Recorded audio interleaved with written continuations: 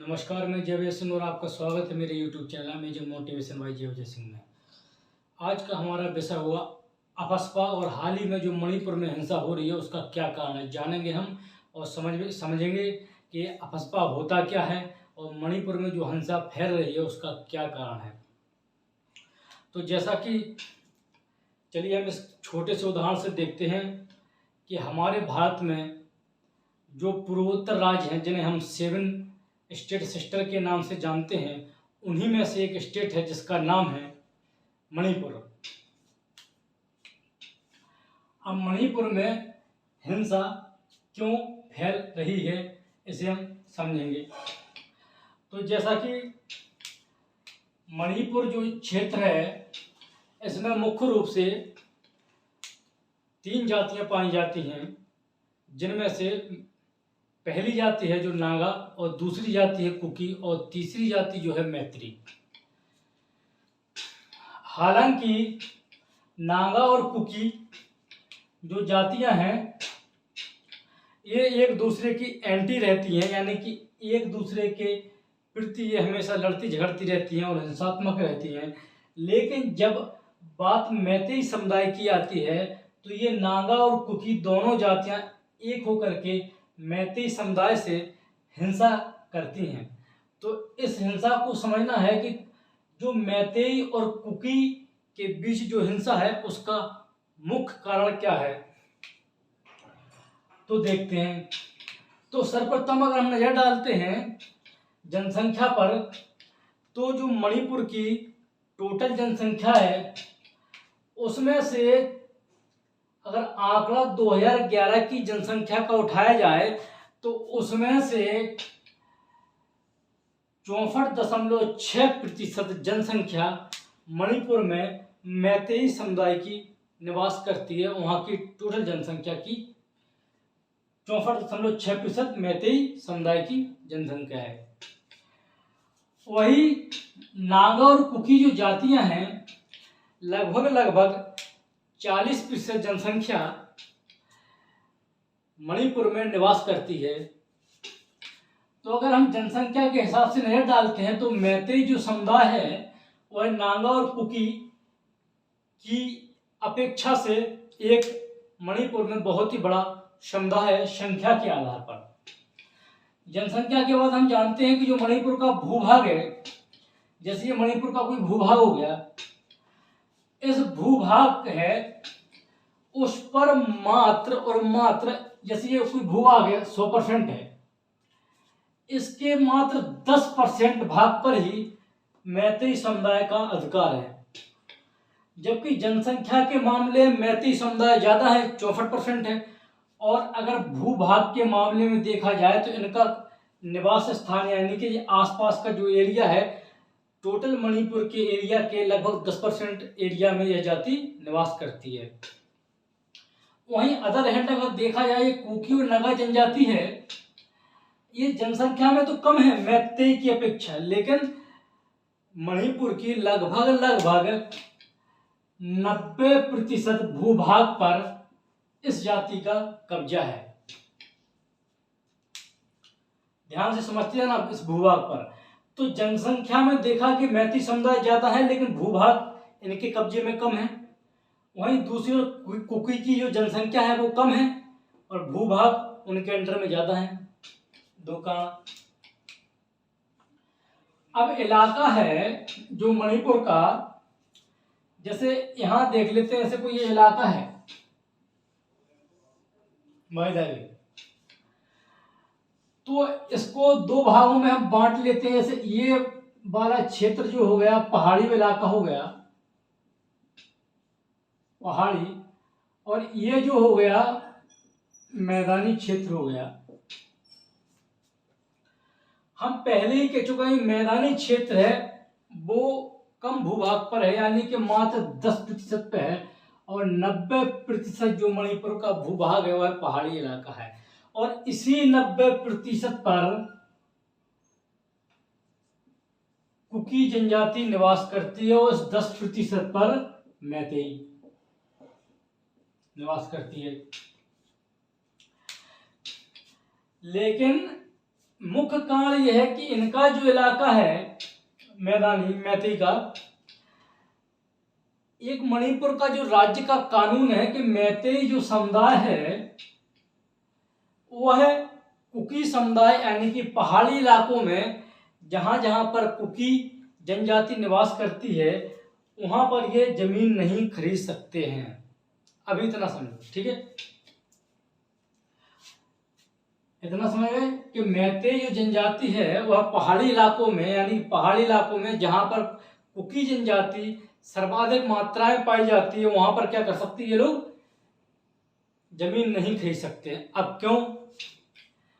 क्योंकि अगर धर्म के आधार पर देखा जाए तो जो कुकी जनजाति है और नागा जनजाति है यह ईसाई कम्युनिटी या समुदाय से बिलोंग करती है, यानी कि इनका धर्म जो ईसाई धर्म है।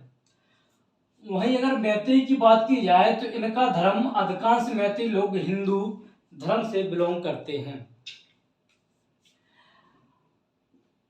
और मणिपुर की सरकार ने जो ईसाई समुदाय है यानी जो कुकी जनजाति है और नागा जनजाति है अधिकांश इसमें ईसाई हैं और इन्हें सरकार ने अगर कैटेगरी वाइज देखा जाए तो कुकी जनजाति को एसटी का दर्जा दे रखा है और मैतेई समुदाय यहाँ पर एससी में आती है।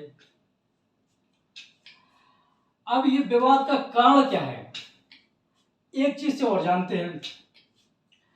तो विवाद का कारण मेन कारण तो ये है कि जमीनी हिस्सा, क्योंकि मैतेई समुदाय है ये जनसंख्या में बहुत बड़े हैं लेकिन भूभाग इनके अंडर में कम है। वहीं दूसरी ओर आपने समझ ही लिया।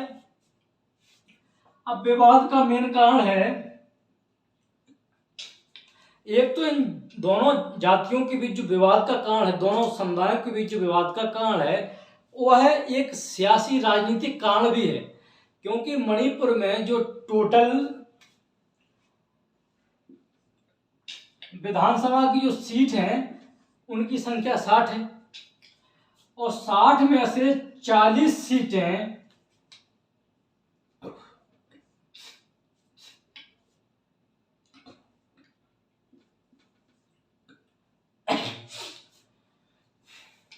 में से जो 40 सीटें हैं वह उन पर मैतेई समुदाय का आधिपत्य है, यानी कि आधिपत्य है। ऐसा क्यों है कि जो 40 सीटें हैं यह इम्फाल घाटी क्षेत्र जिसे हम मैदानी क्षेत्र बोलते हैं, यानी कि ये वाला क्षेत्र मैदानी, यही मैदानी क्षेत्र है जो इम्फाल घाटी क्षेत्र के नाम से फेमस है, जो कि मणिपुर की राजधानी है।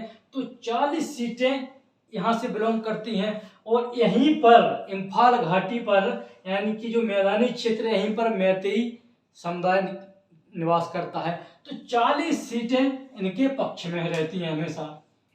अब बची 20 सीटें हैं तो जो नागा और कुकी और अन्य समुदाय के लिए है। तो राजनीतिक रूप से देखा जाए तो मैतेई समुदाय वर्चस्वशाली है कुकी की अपेक्षा, यह भी एक बात का कारण है। दूसरा कारण यह है कि मैतेई समुदाय ज्यादा शिक्षित है, ज्यादा पढ़ा लिखा हुआ है और पढ़ा लिखा है तो लाइफ स्टैंडर्ड लिविंग स्टैंडर्ड इनका हाई है, तो पैसा है इनके पास।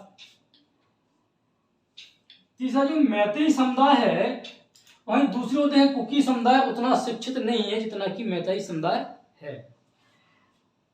विवाद का अगर तीसरे कारण पर नजर डालते हैं तो मैतेई समुदाय ये मांग कर रहा है कि हमें भी एसटी की कैटेगरी में डाला जाए और कुकी समुदाय मैतेई समुदाय की इस मांग को यानी कि इस मांग का विरोध कर रहा है। कुकी समुदाय यह कह रहा है कि मैतेई समुदाय को एसटी कैटेगरी के अंतर्गत ना लाया जाए, जबकि मैतेई समुदाय कह रहा है गवर्नमेंट से, सरकार से कि हमें भी एसटी के अंतर्गत लाया जाए। ऐसा क्यों कह रहा है? ऐसा वो इसलिए कह रहा है क्योंकि मणिपुर का जो कानून है वह कानून रेस्ट्रिक्शन करता है कि कोई भी जहां भी एसटी समुदाय निवास करती है जाति जनजाति वहां पर कोई अन्य समुदाय के लोग जमीन नहीं खरीद सकते हैं। और यही वो इलाका है जो पहाड़ी इलाका है, और यही क्षेत्र अधिकांशतः 90% भूभाग पर तो जनजातियों का कब्जा है। अब बची 10%, तो 10% पे मैती का है। लेकिन मैती जनसंख्या में ज़्यादा है तो उन्हें भूभाग भी ज़्यादा चाहिए, इसलिए मैती समुदाय ये डिमांड कर रहा है कि हमें एसटी की कैटेगरी में डाला जाए, जिससे कि हम मैदानी भागों से निकलकर पहाड़ी क्षेत्रों में जमीन खरीद सके। वहीं एनोदर हैंड अगर दूसरी ओर देखते हैं तो कुकी जो समुदाय है वह इसका विरोध इसलिए कर रहा है कि अगर मैतेई को एसटी का दर्जा दिया जाता है तो जो नौकरियों में जो आरक्षण है और जो जमीनी आरक्षण है उनसे उनका हक छीना जाएगा, वो भी मैतेई समुदाय के द्वारा, इसलिए ये विरोध कर रहा है। ठीक है।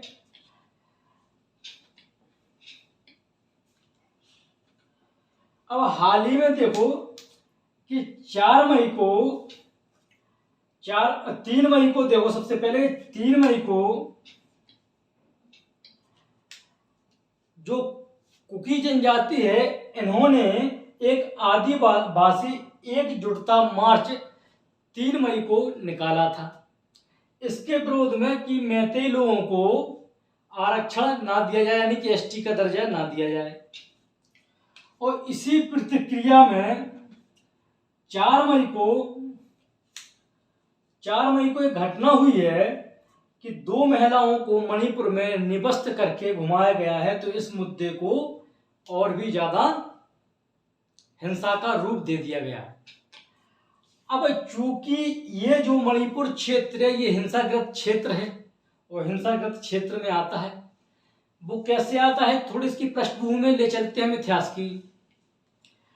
जब 1942 में सविनय अवज्ञा आंदोलन महात्मा गांधी जी के द्वारा चलाया जा रहा था, तो उसी समय एक आंदोलन नागा मूवमेंट आंदोलन चलाया जा रहा था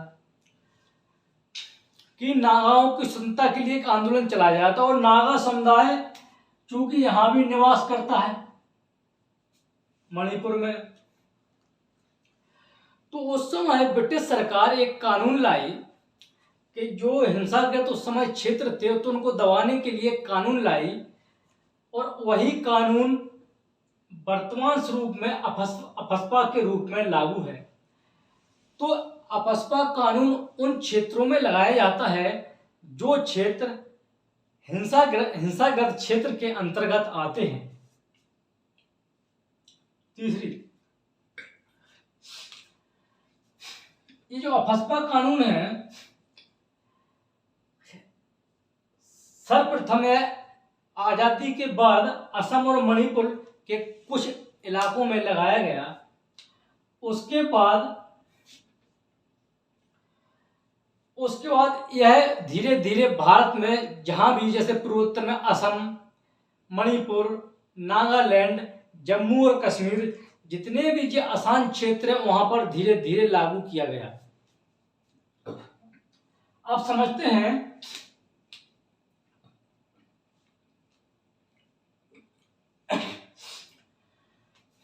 कि अफस्पा कानून जो 1958 है, बाद में इसे असम और मणिपुर में लागू किया गया। किस नाम से? सशस्त्र बल असम मणिपुर अधिनियम 1958। फिर इसका विस्तार करके सशस्त्र बल पंजाब और चंडीगढ़ विशेष शक्ति अधिनियम 1983 में लागू किया गया। कहाँ? पंजाब चंडीगढ़ में। फिर जम्मू और कश्मीर में सशस्त्र बल जम्मू कश्मीर विशेष शक्ति अधिनियम 1990 में लागू किया गया। इस प्रकार से हम देखते हैं कि इसका एक विस्तार देखने को मिलता है। तो चलिए जानते हैं अफस्पा लागू कैसे होता है। अगर किसी राज्य में अफस्पा कानून को लागू होना है, जिसका पूरा फुल फॉर्म है armed force special power act, ठीक है। अगर यह कानून किसी राज्य में लागू होना है तो राज्यपाल केंद्र को यह पत्र लिखेगा कि इस क्षेत्र में अशांति है, तो यहाँ पर अफस्पा कानून लागू किया जाए। और यानी कि राज्यपाल अनुशंसा करता है, तो केंद्र क्या करता है? अपस्पा कानून को जिस भी क्षेत्र के लिए अनुशंसा करेगा राज्यपाल, उस क्षेत्र में या संपूर्ण राज्य में इस कानून को लगाया जाएगा केंद्र सरकार के द्वारा। और साथ ही साथ में केंद्र सरकार भी लगा सकती है और राज्यपाल स्वयं भी इस कानून को अपने किसी क्षेत्र में या संपूर्ण राज्य में लागू कर सकता है। अब क्षेत्र को अशांत कैसे घोषित किया जाता है भाई? अपस्पा लागू हुआ कि क्षेत्र जब अशांत घोषित हो, तो अशांत घोषित होने का कुछ आधार है कि अगर वो, जैसे कि अगर कोई धार्मिक कारण है किसी राज्य में, अगर कई धार्मिक समुदाय है, अगर उनके बीच आपसी विवाद है और वो विवाद अगर उग्र या हिंसा का रूप ले लेता है, तो उसके कारण भी अपस्पा कानून लगाया जा सकता है। अगर कहीं जातीय हिंसा हो रही हो तो भी यह कानून लागू हो सकता है। अगर कहीं नस्लीय यानी कि गोरा और काले का भेद या फिर कोई नस्लीय भेद के लिए हिंसा हो रही हो तब भी यह कानून लगाया जा सकता है। कहीं क्षेत्रीय समूहों द्वारा अगर किसी ऐसी घटना को अंजाम दिया जा रहा हो जो हिंसाग्रस्त हो, तब भी अपस्पा कानून लगाया जा सकता है। और अगर कोई भी समुदायों के बीच अगर हिंसा भड़कती है तो इसको देखते हुए भी, इसे रोकने के लिए भी यह कानून लगाया जा सकता है। यानी कि अगर कोई क्षेत्र को अशांत घोषित कर दिया गया तो वहां अपस्पा कानून लगा दिया जाएगा। और अशांति का आधार धार्मिक, जातीय, नस्लीय, क्षेत्रीय और समुदाय के आधारों पर हो सकता है। इतना क्लियर?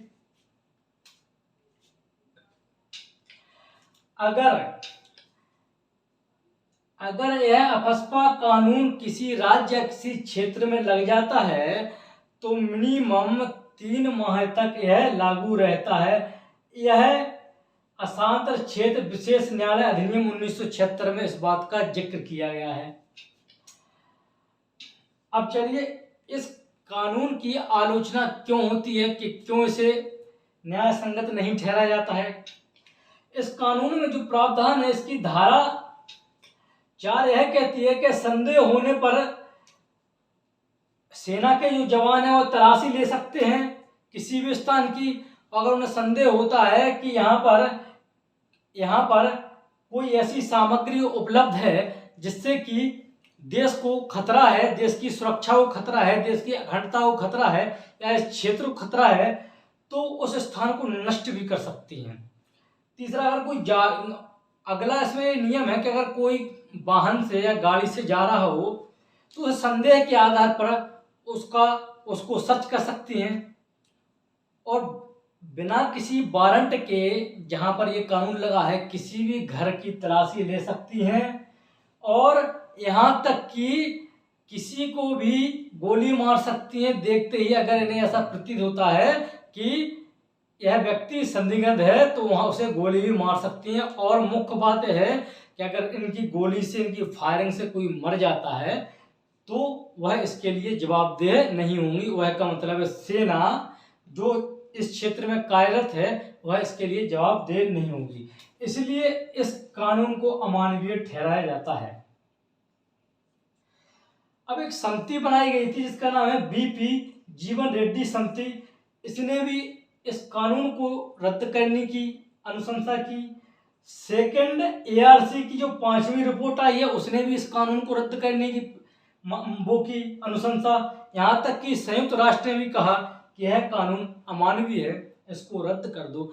अब अमानवीय क्यों है? क्योंकि यह कानून अगर किसी क्षेत्र में लागू हो जाता है तो सर्वप्रथम आर्टिकल 1 यानी कि जीवन की जीने की क्षमता है, जिससे कि लाइफ विद डिग्निटी यानी कि मनुष्य का जीवन गर्ममय होता है। गर्ममय कैसे हुआ? जब वो स्वच्छ खुले वातावरण में रहेगा, आने जाने की छूट होगी, विचारों की स्वतंत्रता होगी, तब तो गर्ममय जीवन होगा। तो इससे ये कहा गया है कि भारतीय संविधान के जो भाग 3 में फंडामेंटल राइट है, इससे यानी कि मूल अधिकारों का हनन होता है, इसलिए यह कानून के विपरीत है। दूसरा, यह मानवीय दिशाओं के भी विपरीत है, इसलिए इस कानून की आलोचना की गई है।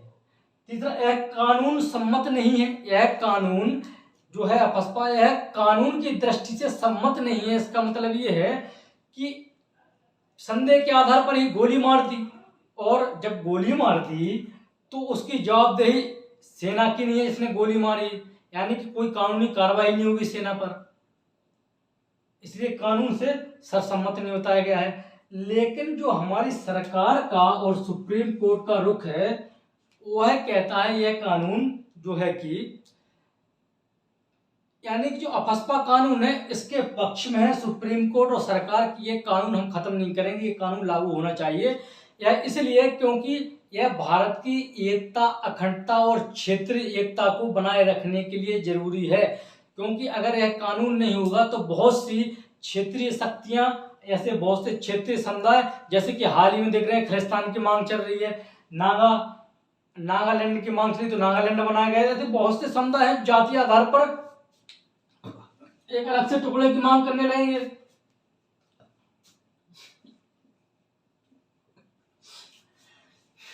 तो भारत की क्षेत्रीय अखंडता को भी हानि है, दूसरी जातीय आधार पर हिंसा को भी हिंसा होती है तो उसको दबाने के लिए महत्वपूर्ण है। तो इस प्रकार के हमें देखा कि ये जो अफस्पा कानून है 1958 में, ये वही कानून है जो अंग्रेज लाए थे।